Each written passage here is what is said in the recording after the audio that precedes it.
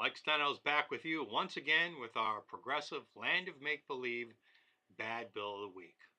Once again, unions are pushing for legislation that will give them an unfair negotiating advantage when it comes to collective bargaining agreements for government workers.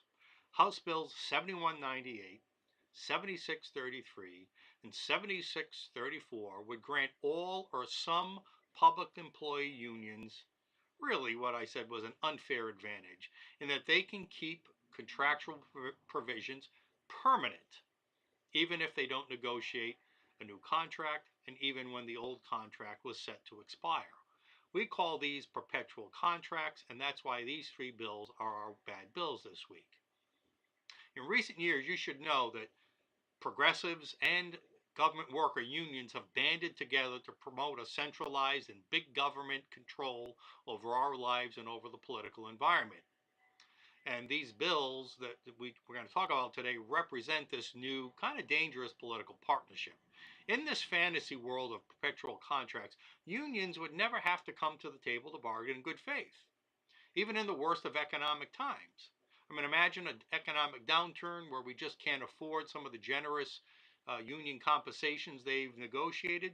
Unions would never have to come back to the table because they could just sit at home and let the current provisions go on and on and on forever. But wasn't this debate decided last year? Well, we thought so. The Senate and House passed versions of this bill. They sent it to the governor's desk in this land of make-believe. But the governor at least had a dose of reality on this issue and vetoed the legislation. We thought putting an end to the issue. But once again, they're back this year, these perpetual contracts. Why? What has changed? Well, here's my view on it.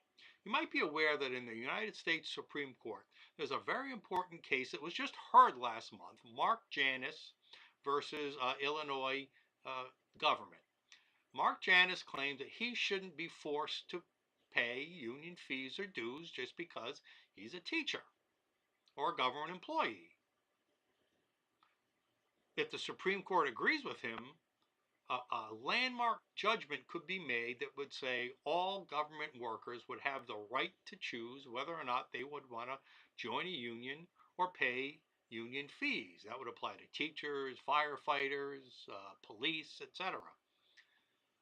Now, some people think that the United States Supreme Court might issue a judgment that tries to lessen the financial impact of having millions of people choose not to pay fees by grandfathering in basically all government workers who are currently under contract, that only they could opt out and have their worker freedom, if you would, when the current contract they're under expires.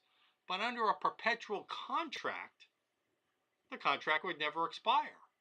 That would mean workers in Rhode Island would never have the chance to opt out of paying union dues or fees if the Supreme Court judges or makes a ruling, I should say, in the way we all think they might.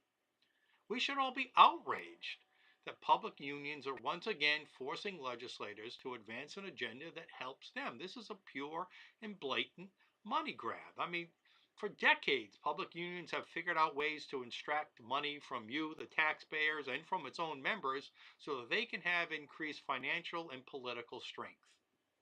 By granting perpetual contracts, Rhode Island unions are seeking a way to evade what might be a landmark United States Supreme Court decision.